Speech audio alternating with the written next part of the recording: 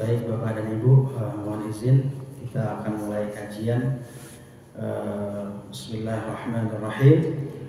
Assalamualaikum warahmatullahi wabarakatuh.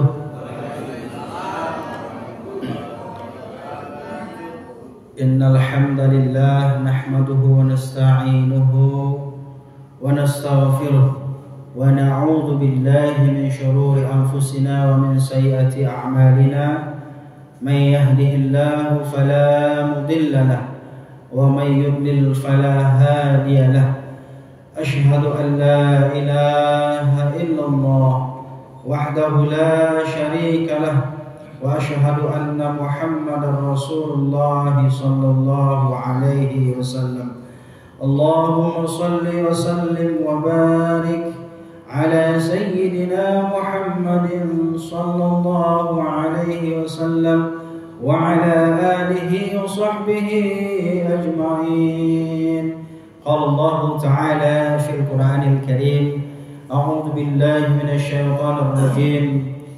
Bismillahirrahmanirrahim.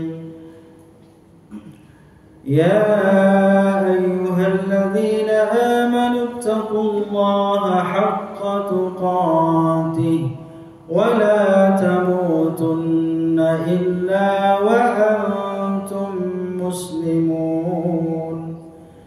Shadaqallahul azim. Ma'asyiral muslimin, ibu bapak, saudara-saudara, para tamu Allah, jamaah Masjid Darussalam yang dirahmati dan dicintai Allah Subhanahu wa taala.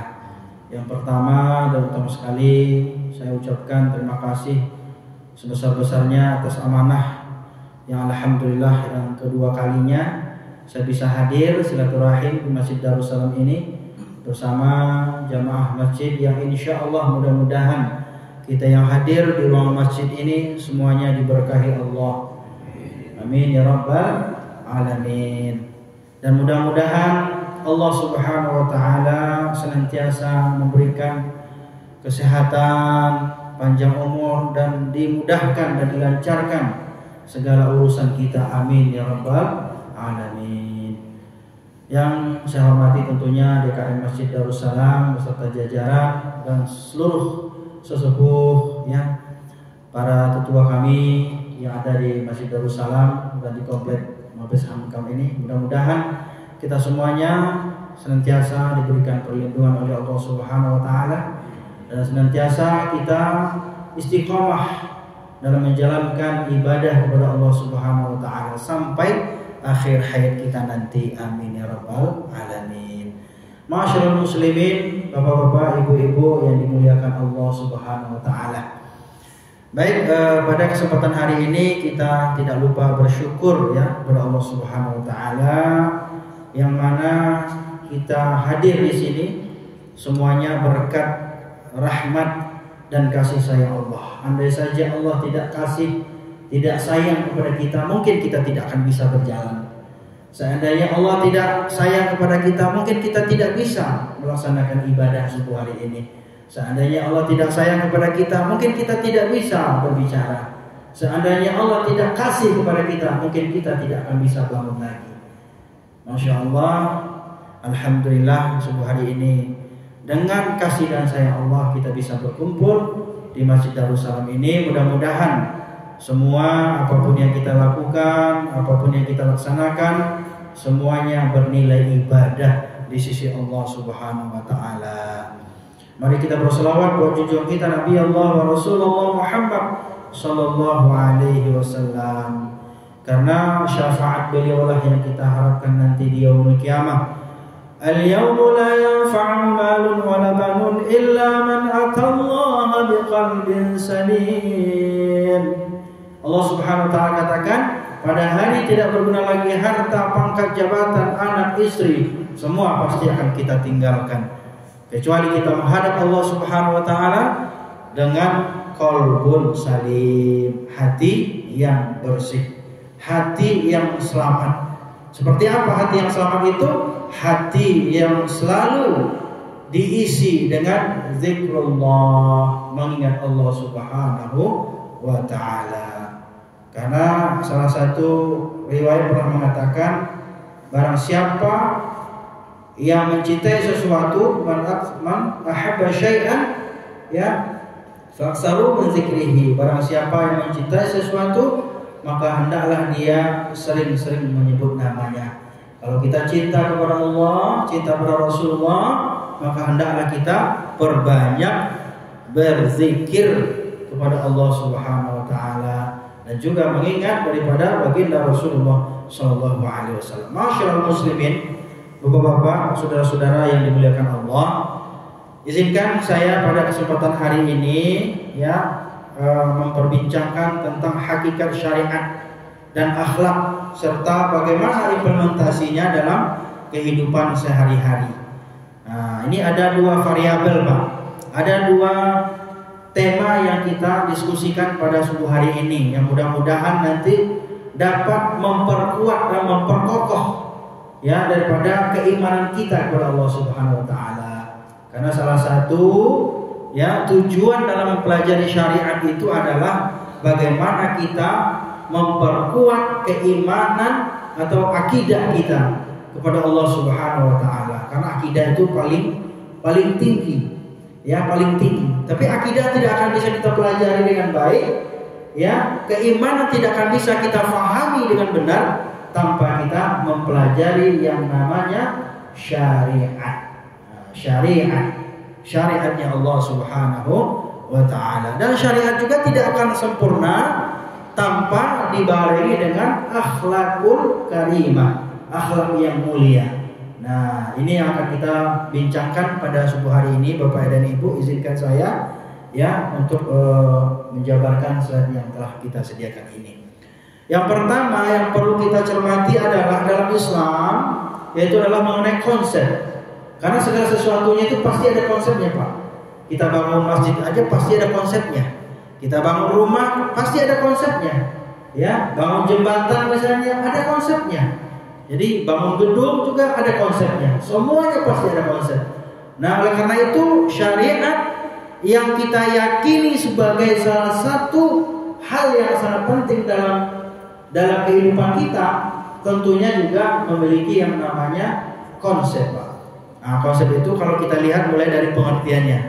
Apa itu syariat? Syariat adalah aturan, kemudian hukum atau pedoman yang ditetapkan oleh Allah Subhanahu wa taala.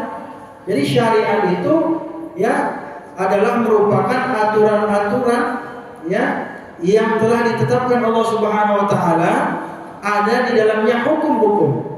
Berarti kalau kita berbicara hukum-hukum ada larangan, ada perintah.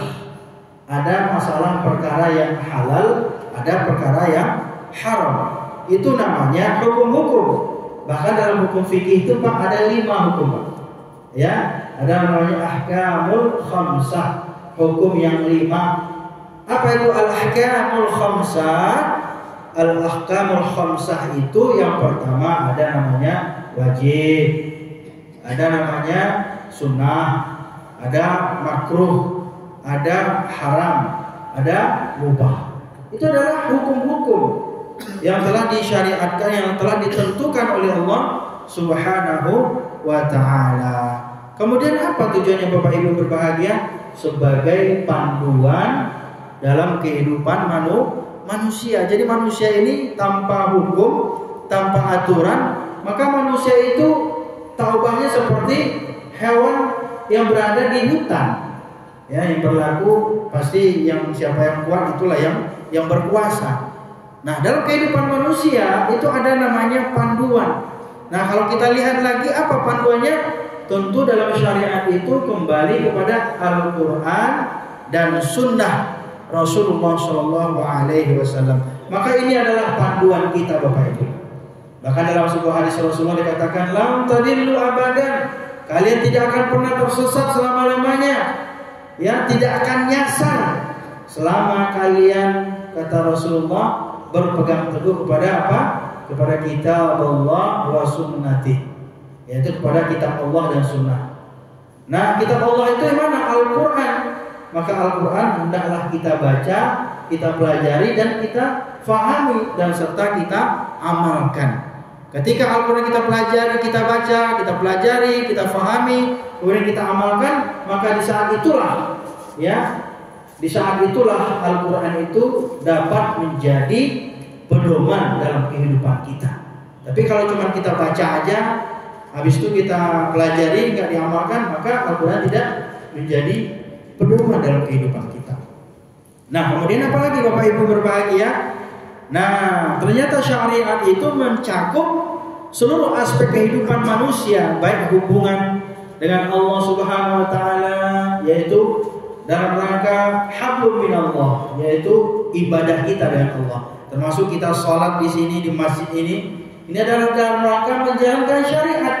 Karena salah satu dari rukun Islam itu, ya, rukun Islam ya, pertama kan syahadat, yang kedua sholat. Nah, ini adalah dalam rangka sholat ini dalam rangka, ya, menunaikan syariatnya Allah Subhanahu wa taala.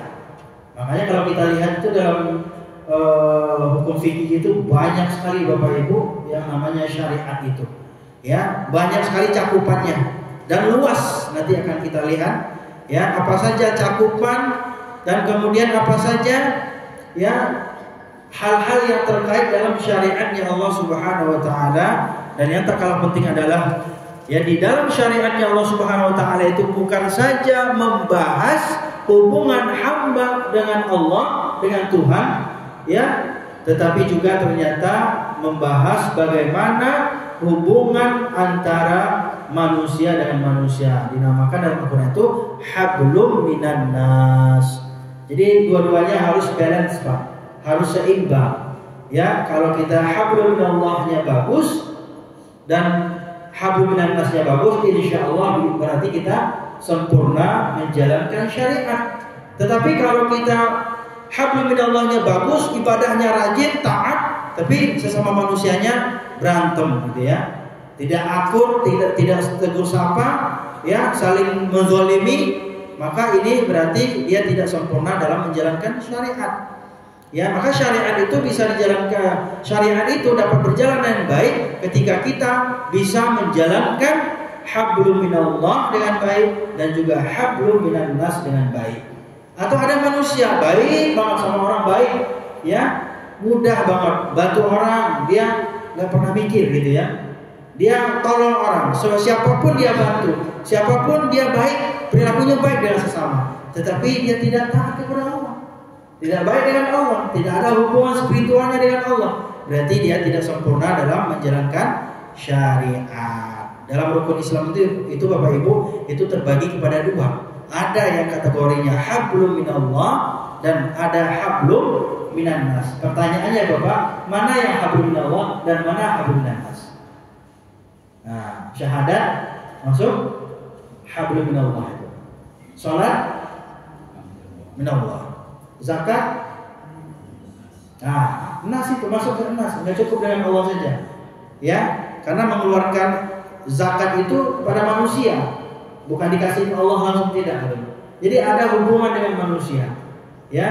Nah, ini salah satunya hubungan dengan manusia, yaitu adalah sempurnanya ketika seseorang melaksanakan ibadah zakat. Zakat itu konteksnya termasuk hablum minan nas. Walaupun hakikatnya juga hablum minallah, tetapi pelaksanaannya berkaitan dengan hablum minan nas, berkaitan dengan manusia. Nah, ini kemudian maupun dengan alam sekitar. Jadi syariat itu ternyata, jadi makanya ada hablum minallah, ada hablum minan nas, dan ada hablum minal alam. Nah, itu lingkungan sekitar.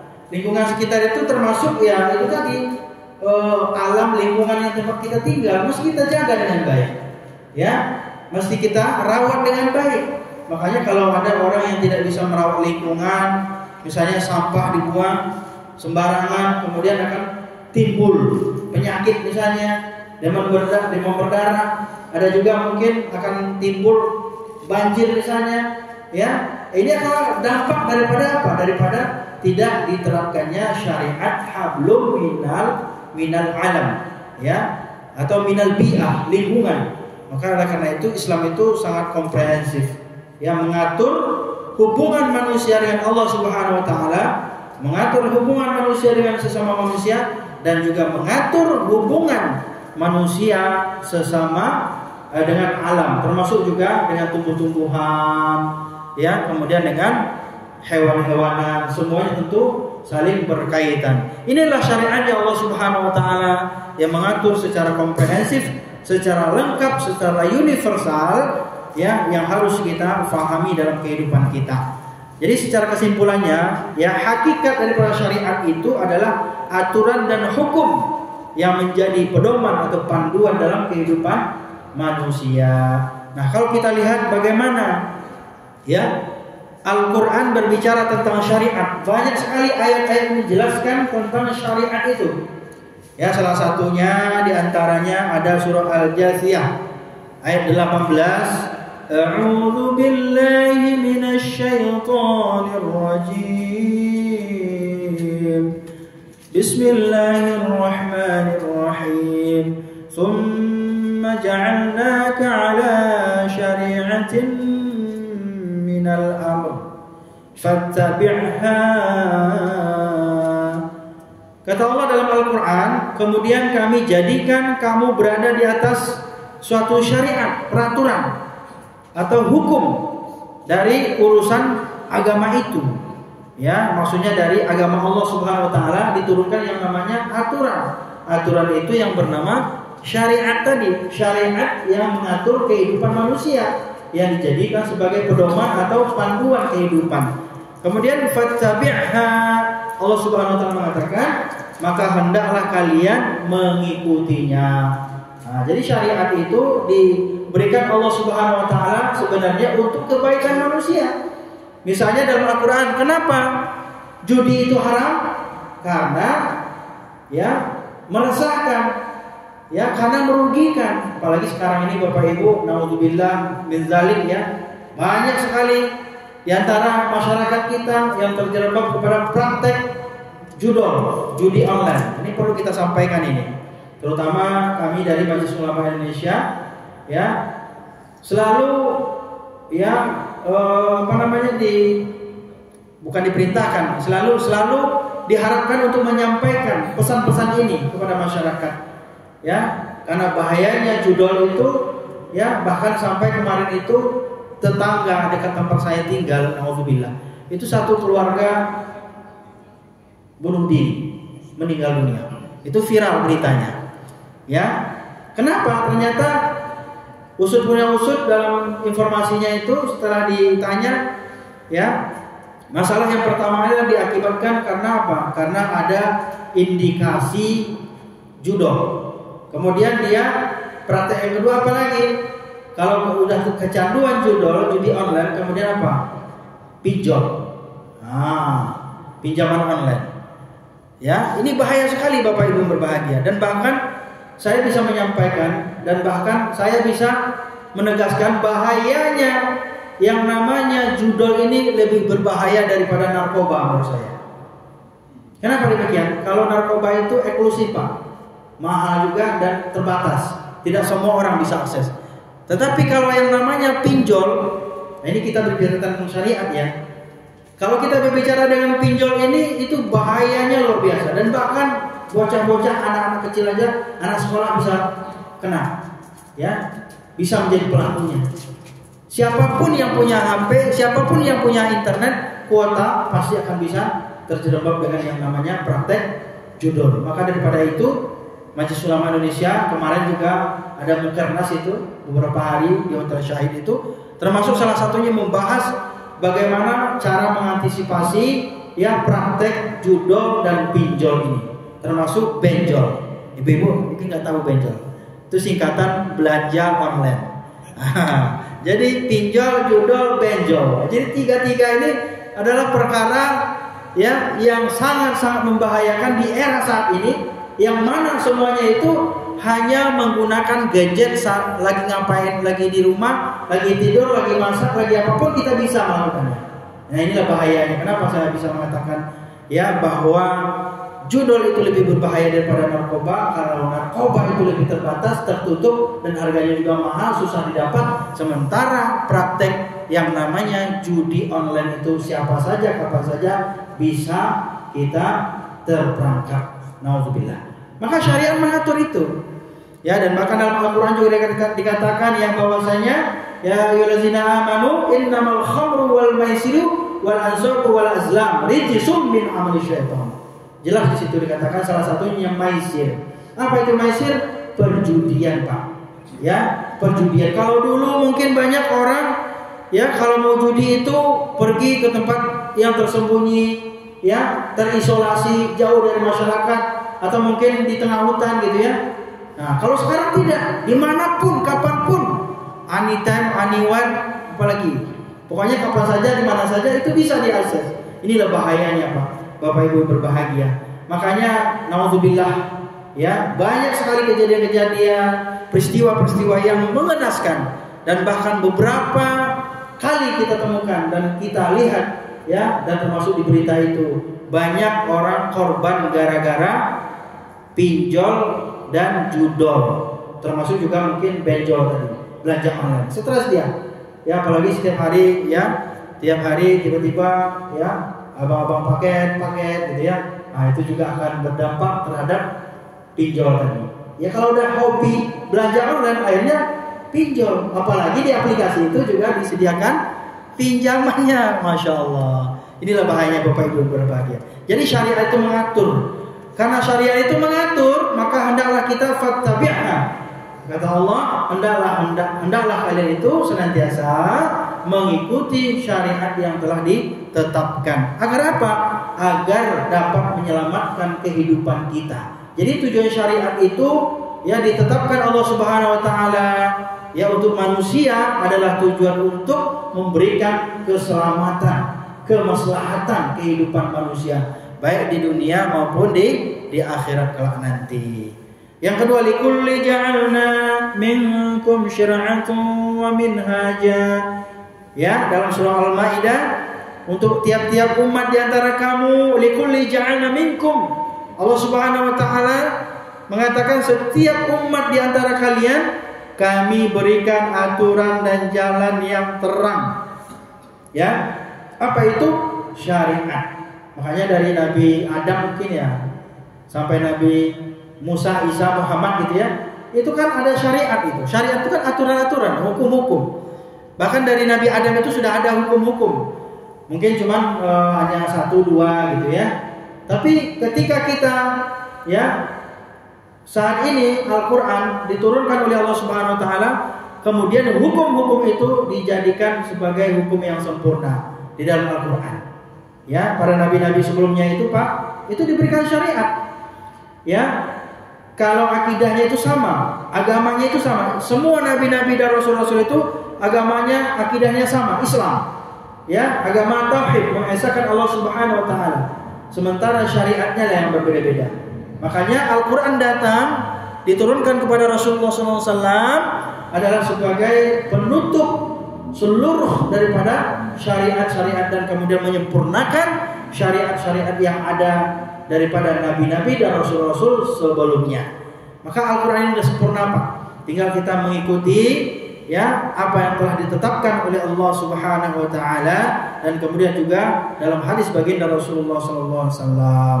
Ada juga surah Al-A'raf ya, ya'duna fis sabti ya itta'tihim hitanuhum yawma sabtihim ya syur'a. Jadi ini ada kata-kata syur'a juga.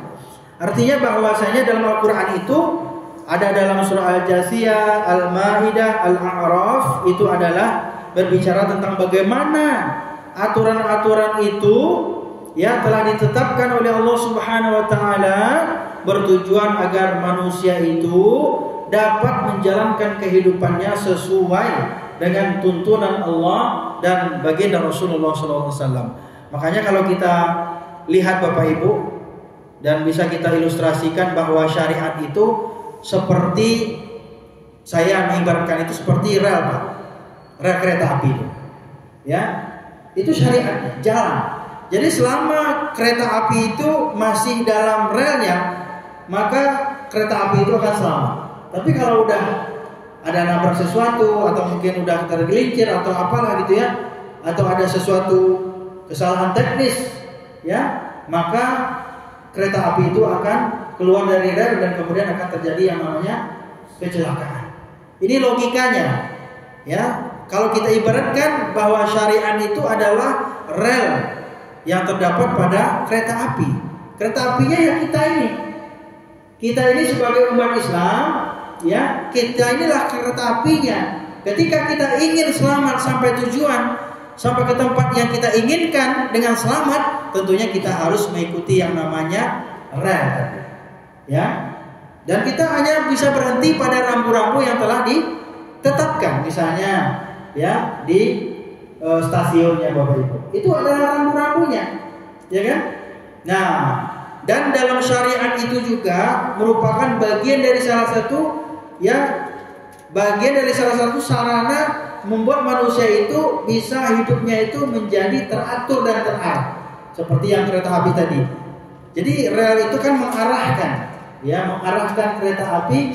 Nah, syariat itu juga mengarahkan kehidupan manusia yang tadinya ya dari jahiliyah menuju Islamiyah, yang tadinya penuh dalam kegelapan, tidak memiliki ilmu pengetahuan, kemudian datanglah syariat mengajarkan manusia sehingga manusia kenal dengan Tuhannya, dengan Allah Subhanahu wa taala. Inilah jika kita ibaratkan Bapak Ibu berbahagia, syariat itu ibaratkan seperti rel dalam kereta api. Nah, sekarang bagaimana karakteristik syariat itu? Paling tidak ada 4. Yang pertama adalah ada prinsip ilahiyah, yang kedua universal, yang ketiga komprehensif, yang keempat fleksibel dan dinamis. Ilahiyah berarti syariat itu merupakan aturan yang bersumber dari Allah Subhanahu wa taala yang bersifat mutlak dan sempurna. Ya, jadi syariat ini terutama Al-Qur'an itu adalah syariat yang berisi syariat-syariat yang telah diturunkan oleh Allah Subhanahu wa taala kepada baginda Rasulullah SAW, kemudian disampaikan kepada kita sebagai umatnya. Syariat ini yang bersifat mutlak dan kemudian sempurna, tidak ada cacat, tidak ada kekurangan di dalamnya, tidak ada kekurangan. Makanya dinamakan al-yauma akmaltu lakum dinakum wa atmamtu 'alaikum ni'mati wa raditu lakumul Islam madinah.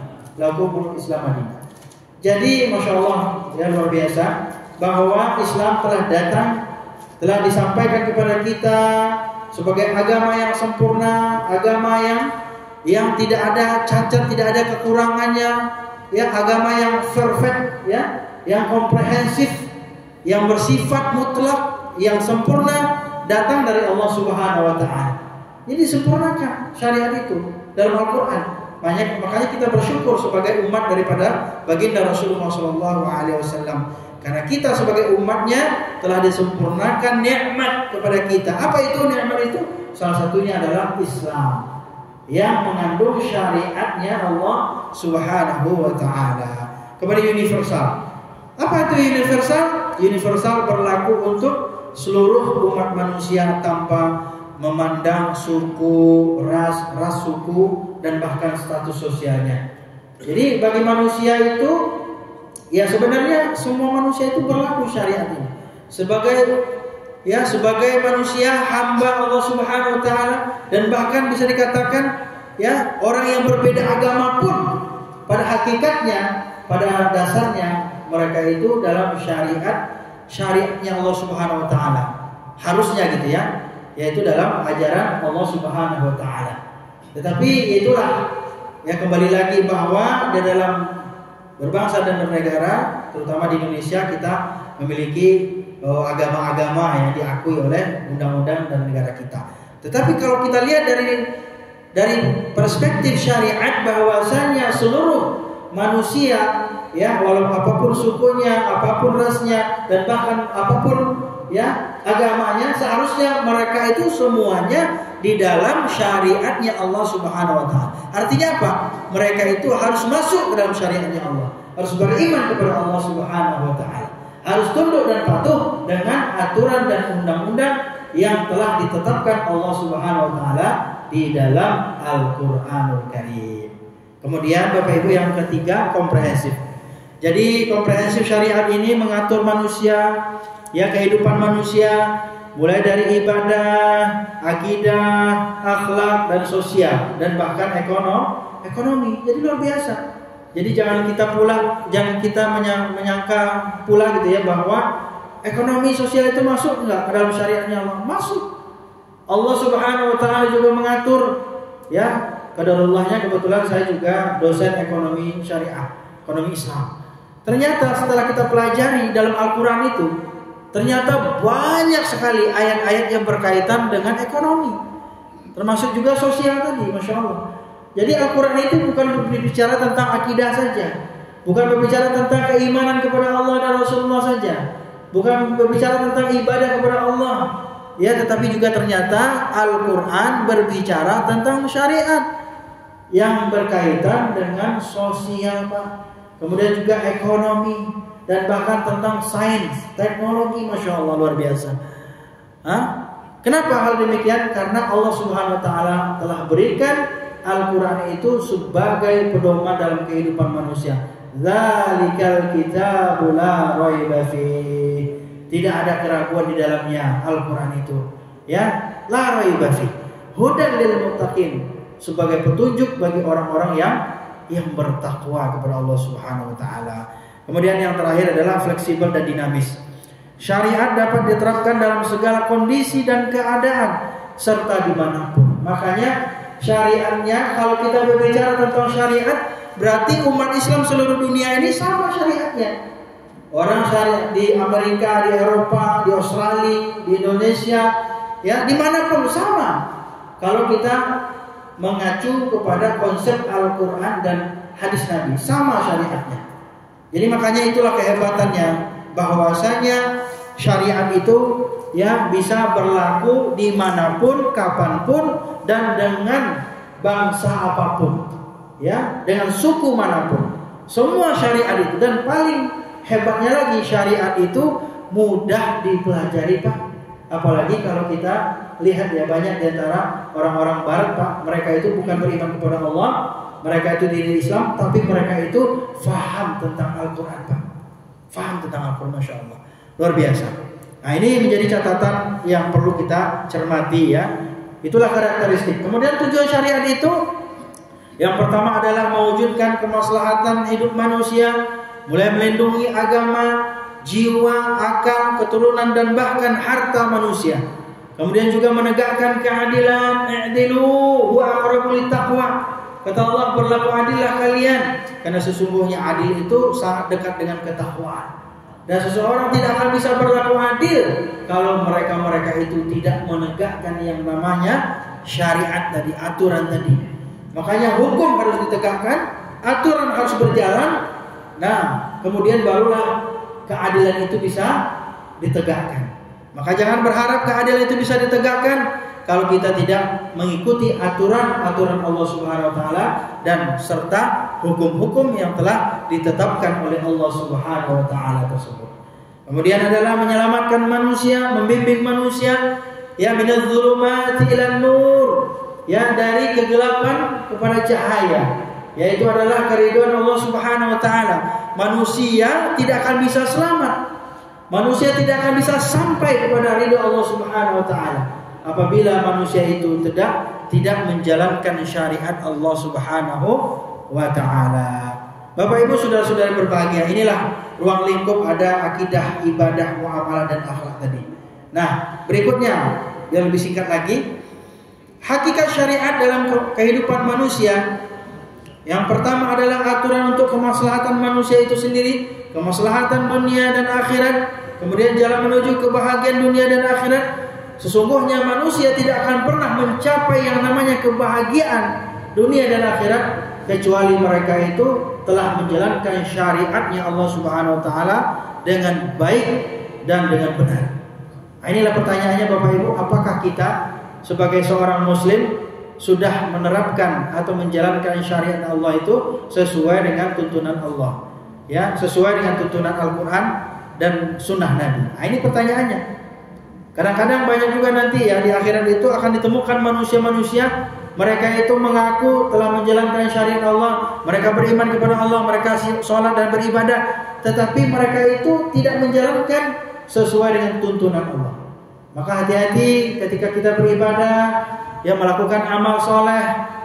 Kelihatannya amal soleh, kelihatannya itu ibadah, ternyata setelah diteliti, setelah dilihat, ternyata ibadah yang kita lakukan itu tidak sesuai dengan tuntunan Allah dan baginda Rasulullah SAW. Maka kata Rasulullah, man amila amalan laisa min amrina hadza fa huwa raddun. Barang siapa di antara umatku, di antara kalian, kata Rasulullah, yang beramal tidak sesuai dengan tuntunan, tidak sesuai dengan aturan, tidak sesuai dengan hukum-hukum atau syariat tadi, maka perhatikanlah bahwa fahuwa raddun, ibadahnya tidak akan diterima oleh Allah Subhanahu wa taala. Inilah Bapak Ibu yang kita khawatirkan, Bu. Kita udah capek-capek ibadah, udah letih-letih, udah ke masjid, udah sholat, ternyata ibadah kita tidak diterima oleh Allah Subhanahu wa taala. Kenapa alasannya? Ternyata tidak sesuai dengan syariat. Yang ketiga adalah sistem kehidupan yang komprehensif. Kemudian mengatur hubungan manusia dengan Allah, dengan sesama dan lingkungan seperti yang saya sampaikan tadi. Inilah ya beberapa hal hakikat daripada syariatnya Allah Subhanahu wa taala. Bapak Ibu kaum muslimin berbahagia. Yang kedua, ya, ini poin yang kedua dan insya Allah sekaligus nanti menjadi penutup. Apa itu akhlak? Nah, akhlak. Ada yang mengatakan, Pak, akhlak itu katanya ada kesamaan dengan adab. Ya. Bahkan ada juga sebuah ungkapan ya. Ada yang mengatakan itu hadis, ya, tapi setelah dilihat itu adalah ungkapan. Ya, al-adabu fawqal ilmi. Adab itu di atas ilmu. Makanya seseorang itu dikatakan berilmu adalah ketika mereka itu betul-betul memiliki adab sopan santun yang tinggi. Ya. Nah, sekarang kita lihat banyak orang mungkin berilmu, ya, mereka itu punya pendidikan yang tinggi, ya, mereka kalangan terpelajar, ya, tetapi banyak juga di antara mereka itu tidak memiliki adab. Dan bahkan mungkin saya sendiri, ya, ada orang mungkin menganggap, oh, ini kurang adab nih, ya, kurang sopan nih, dan ini dan segala macamnya. Nah, itulah perlunya kita selalu memperhatikan diri kita. Wal tanzur nafsum ma qaddamat lighad. Kita memperhatikan apa yang telah kita lakukan. Apakah kita sudah beradab, sudah berilmu, ya, atau beradab dan berilmu, atau berilmu saja tanpa beradab, ya.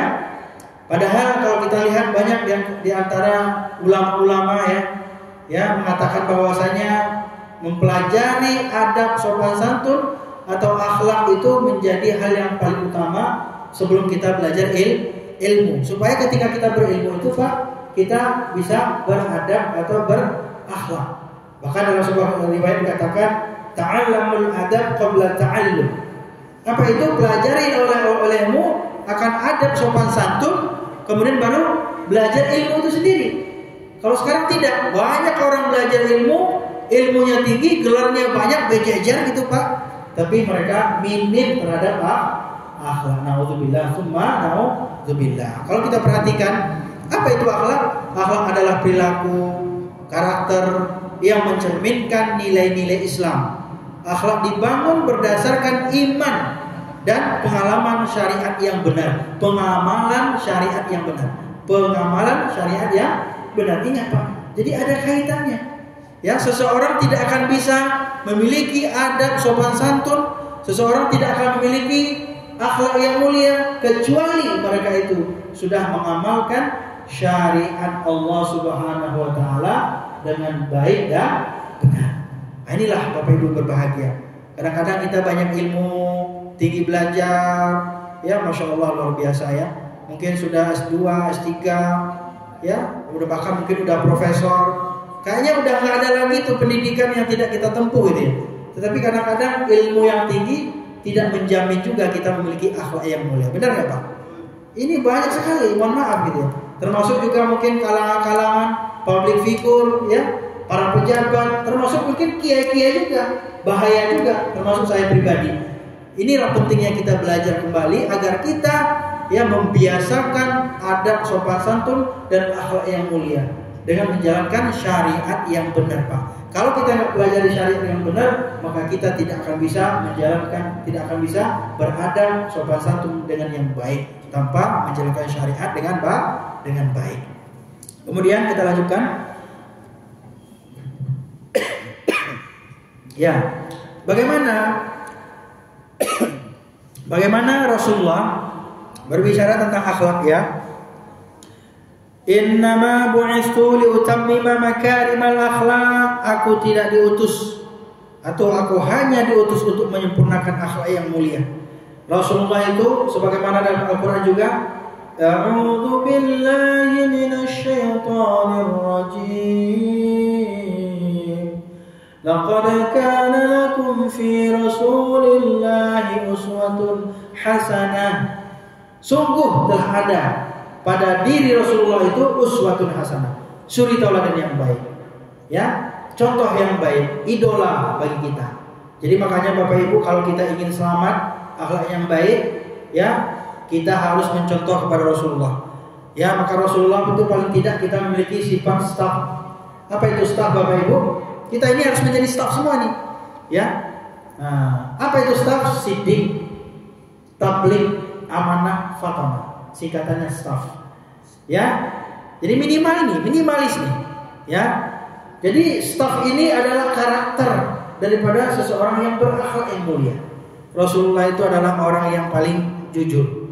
Ya, dan bahkan Rasulullah bahkan dalam Al-Qur'an dikatakan wa kunu ma'as shadiqin.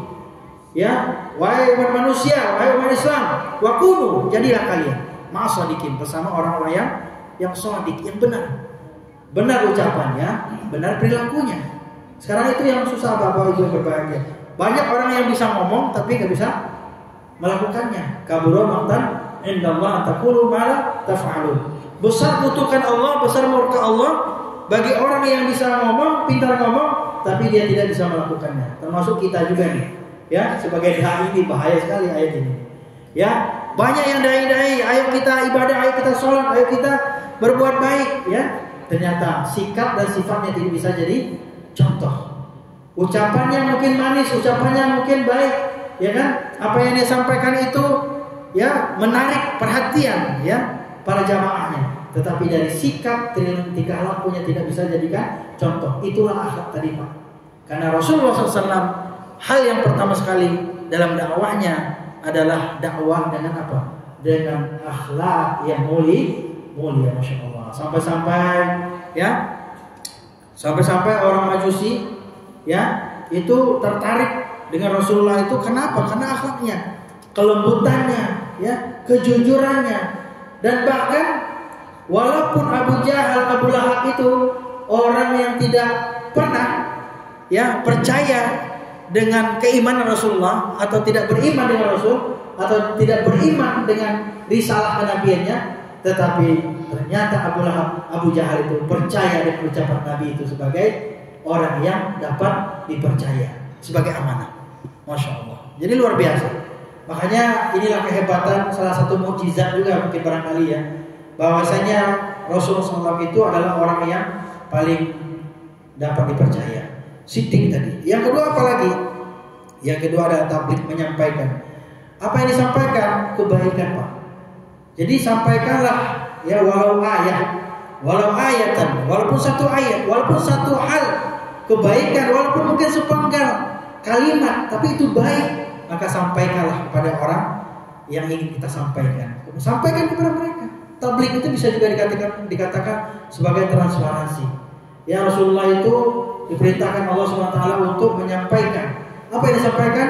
Disampaikan adalah tentang kabar basyirah wa nadhira, kabar baik dan kabar bertakut. Apa itu kabar baiknya? Adalah tentang kebahagiaan manusia nanti di akhirat. Ya, bagi orang beriman, mereka akan masuk surga. Dan kemudian kabar bertakutnya apa?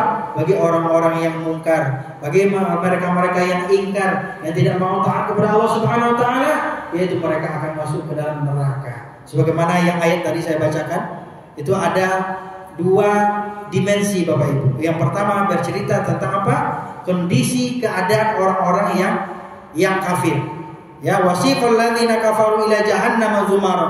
Orang-orang yang ingkar, yang kafir kepada Allah, mereka tidak taat kepada Rasulullah, mereka akan dimasukkan ke dalam neraka jahanam zumara, secara berrombong-rombongan Pak, sesuai dengan kloternya masing-masing. Nah, di ayat berikutnya di rakaat kedua tadi saya akan sampaikan wasiqal ladzina taqaw rabbahum ilal jannati zumara. Dan Allah juga mengatakan bahwasanya orang-orang yang bertakwa akan dihimbau, akan dipersilahkan masuk ke dalam surga zumara, secara berombong-rombongan, Pak. Jadi pertanyaannya, Pak, kita di dunia ini mau ikut rombongan yang masuk surga atau masuk neraka? Nah itu. Jadi ini ya Bapak Ibu berbahagia. Jadi sesungguhnya Rasulullah SAW itu diutus oleh Allah Subhanahu Wa Taala untuk menyempurnakan akhlak yang mulia. Masih ada waktu, Pak? Masih ada, Komandan? Insyaallah ya. Nah, sekarang kita lihat ya jenis-jenis akhlak dalam kehidupan manusia. Yang pertama, akhlak kepada Allah Subhanahu Wa Taala. Nah, inilah termasuk di dalamnya min arkanil iman. Ya, ada rukun-rukun iman itu termasuk akhlak kepada Allah. Kesempurnaan syariat tadi tidak akan bisa sempurna tanpa kita menyempurnakan yang namanya rukun iman. Makanya dalam Islam, dalam kehidupan kita, Pak, kalau kita Islam itu ada namanya rukun iman, ada rukun Islam. Rukun iman itu ada 6, rukun Islam itu ada 5. Nah, rukun Islam itu isinya syariat-syariat. Sementara rukun iman itu isinya apa? Akidah dan keimanan. Jadi rukun iman itu berisi akidah. Jadi kalau kita lihat itu ya, berarti itu konteksnya adalah hablum minallah sebenarnya. Ya. Nah, bagaimana kita meyakini Allah Subhanahu Wa Taala dan kemudian taat dan patuh tunduk kepada Allah Subhanahu Wa Taala. Jadi ini bagaimana kita berakhlak kepada Allah, caranya dengan taat, patuh dan tunduk serta tawakal. Wa ala rabbihim yatawakkalun. Orang yang beriman dan bertakwa kepada Allah itu, orang yang berakhlak kepada Allah itu maksud saya adalah orang yang senantiasa mereka itu taat, ya, tawakal kepada Allah, taat, tunduk, patuh terhadap perintah Allah Subhanahu Wa Taala. Yang kedua adalah akhlak kepada sesama. Nah, jadi jenis-jenis akhlak dan kehidupan ini. Akhlak dengan sesama itu itulah yang tadi yang saya sampaikan bahwa adanya kejujuran. Rasulullah itu adalah orang yang jujur, orang yang amanah, orang yang bisa dipercaya, baik dari sikapnya, dari omongannya, ya. Kemudian apalagi seseorang yang sangat-sangat pintar sekali, ya, pintar. Nah, ini akhlak kepada sesama. Akhlak kepada diri sendiri, Pak. Jadi akhlak pada diri sendiri itu adalah menghargai diri sendiri, Pak. Dan dengan cara apa? Dengan cara kita menjaga diri dari perbuatan yang tercela, perbuatan yang merusak diri kita, ya. Itu adalah akhlak kepada diri sendiri, Pak. Orang yang menjaga dirinya, termasuk, Pak, kita ini menjaga kesehatan misalnya, termasuk berakhlak kepada diri sendiri itu. Ya, menjaga keselamatan diri, ya, itu juga termasuk akhlak kepada diri sendiri. Kemudian apalagi akhlak kepada lingkungan, meliputi menjaga kebersihan, ya, tidak merusak alam, ya. Nah, seperti yang saya sampaikan pada awal tadi. Bapak Ibu, saudara-saudara kaum muslimin yang dirahmati dan dicintai Allah Subhanahu Wa Taala. Sekarang, Bapak Ibu, apa hubungan syariat dengan akhlak itu? Ya. Pertama adalah syariat sebagai landasan akhlak manusia. Ya, manusia tidak akan bisa berakhlak mulia kecuali dengan menjalankan syariat dengan sempurna. Ini catatan yang pertama. Yang kedua, akhlak sebagai jiwa, sebagai hati dalam syariat. Jadi akhlak itu hatinya. Ya, seseorang tidak akan sempurna menjalankan syariat kecuali dengan akhlak mulia tadi. Makanya seseorang itu kalau baik atau buruknya, ya, dalam menjalankan syariat itu lihat saja perilakunya. Karena seseorang yang berperilaku yang baik berarti dia akan sempurna menjalankan syariat. Dia akan menjalankan syariat dengan sebaik-baiknya, dengan sesempurnanya. Kemudian barulah menjadi syariat itu menjadi akhlak itu menjadi hati atau jiwanya syariat.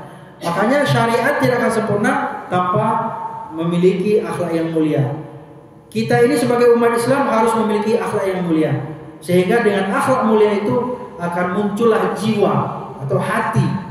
Nah, kalau udah hati berarti kan itu sumber, ya, sumber dari dalam.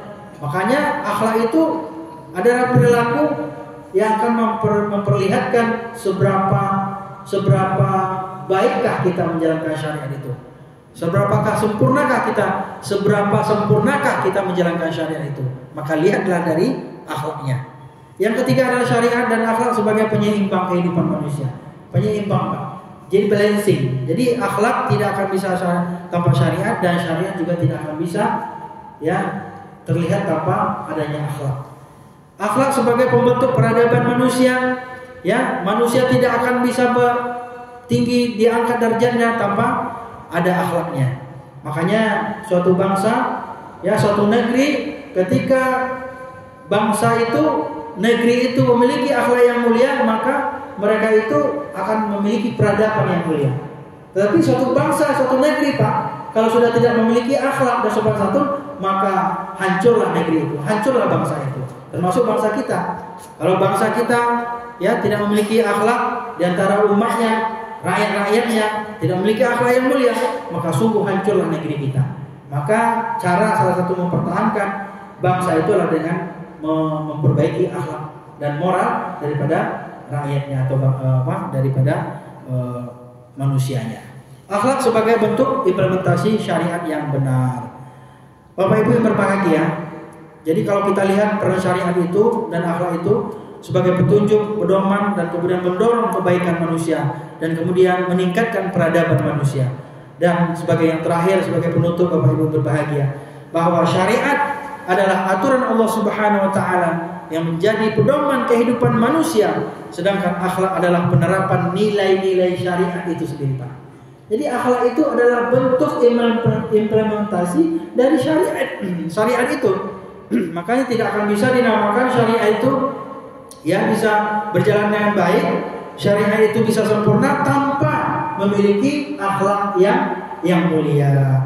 Makanya itulah pentingnya kita sebagai umat Islam, kita membina akhlak kita, budi pekerti kita, moral kita, etika kita bina, baik itu dalam keluarga, dalam masyarakat, dalam berbangsa dan bernegara, sehingga akan muncullah nilai-nilai keislaman tadi yang bersumber dari syariat Allah Subhanahu wa taala. Jadi kesimpulannya adalah keduanya saling melengkapi dalam menciptakan lingkungan yang harmonis, damai, dan diridhoi Allah Subhanahu wa taala. Bapak Ibu kaum muslimin, saudara-saudara berbahagia, mungkin ini barangkali kajian kita pada Sabtu subuh ini mudah-mudahan bermanfaat buat kita semuanya, dan kami rasa ini sudah sangat lengkap sekali. Tinggal kita bagaimana menyeimbangkan dan menyelaraskan antara syariat itu dengan akhlaknya. Ingat, syariat itu sebagai pondasinya, sementara akhlaknya itu adalah bagian dari implementasinya. Atau bisa dikatakan bahwa syariat itu ibaratkan batang pohonnya, Pak. Batang pohonnya. Jadi akhlak itu adalah buahnya. Jadi batang ada pokoknya, sementara di bawahnya ada lagi urat. Itu akan menjadi diibaratkan seperti akidah atau keimanan tadi. Itu dasar yang paling dasar. Kemudian syariat itulah batang atau pokoknya tadi. Sementara implementasinya adalah buahnya adalah akhlak yang mulia. Jadi bahasanya, kalau punya pohon ada besar, rindang, daunnya banyak, tapi kalau tidak berbuah, apalah daya, apalah guna, kan begitu. Jadi akhlak itu adalah buah daripada pokoknya itu tadi. Mudah-mudahan kita semua, Bapak Ibu berbahagia, sebagai umat Islam dapat mewujudkan nilai-nilai yang mulia, akhlak yang mulia di tengah-tengah masyarakat, dan terutama dalam keluarga kita dan dalam lingkungan kita, dan termasuk dalam berbangsa dan bernegara. Insya Allah. Pas banget syuruk Itu saja mungkin barangkali, mudah-mudahan bermanfaat buat kita semuanya. Mohon maaf dan mohon izin kalau jawaban saya terlalu cepat mungkin karena memang setelahnya begitu, orang Sumatera campur Medan lagi kan. Jadi memang agak cepat gitu. Jadi mudah-mudahan bisa dipahami bersama, dan insya Allah dapat menambah khazanah pemahaman kita dalam memahami ajaran Islam. Itu saja barangkali. Terima kasih dan mohon maaf jika ada kesalahan dan kekeliruan dari saya. Kita tutup dengan baca Alhamdulillahirabbil alamin. Wassalamualaikum warahmatullahi wabarakatuh. Alhamdulillah.